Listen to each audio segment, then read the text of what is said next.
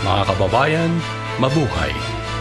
Ito si Pastor Conrad Tolosa, sumasa inyo mula sa Institute of Christian Thought. Walang umiiral na otoridad ang may karapatang ituro na maaaring labagin ang batas ng Diyos. Hindi nararapat turuan ng magulang ang anak na maging kawatan o pulubi. Hindi nararapat turuan ng mga elders ang mga mananampalataya na sumamba sa Diyos-Diyosan. Ang gobyerno ay walang karapatang utusan ang mga Kristiyano na magtrabaho kapag linggo. Ang tao na inuutusan ng isang may kapangyarihan na suwayin ang Diyos ay may tungkulin na tanggihan ito.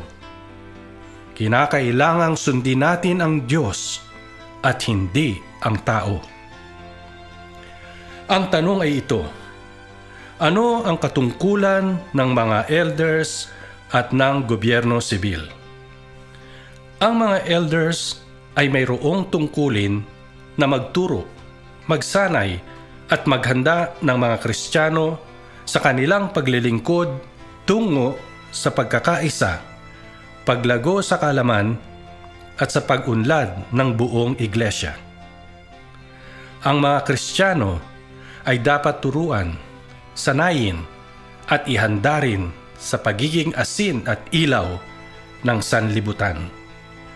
May tungkulin ang mga Kristiyano na kalingain ang mga nagugutom, nauuhaw, walang matirhan, walang kasamahan, may sakit at nakakulong.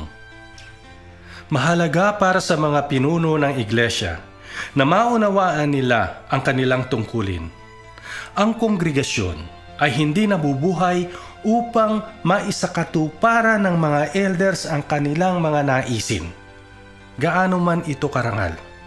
Ang mga elders ay mga lingkod sa kongregasyon.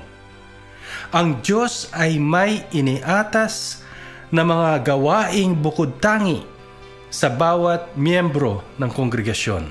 Ang mga elders ay dapat na maglingkod sa mga mananampalataya upang maunawaan nila ang plano ng Diyos para sa kanilang buhay at kung paano nila ito matutupad. Sa kabilang dako, inatasan ng Diyos ang gobyerno sibil na ipagtanggol ang buhay at ari-arian ng mga mamamayan. Ito ay isinasagawa sa pagpapanatili ng kapayapaan at kaayusan sa bansa, sa pangangalaga ng kalikasan at sa pagtatanggol ng karapatan ng mga ordinaryong manggagawa laban sa mga mapagsamantalang negosyante o hasyendero. Ang mga pinuno ng bayan ay may tungkuling ipatupad ang batas. Kung ito ay hindi maisasagawa, tiyak na kaguluhan ang maghahari sa bayan. Ang gobyerno ang dapat na magpatupad ng katarungan. Lahat ng pamahalaan ng tao ay itinatag ng Diyos para sa benepisyo ng mga nasa ilalim ng kanilang kapangyarihan, upang sila ay makapamuhay ng mapayapa, marangal at may kabanalan. Ang iglesia at gobyerno sibil ay dalawang institusyon na pinaghiwalay ni Kristo sa ilalim ng kanyang kapangyarihan. Ang dalawang ito ay hindi maaaring mag-agawan ng otoridad.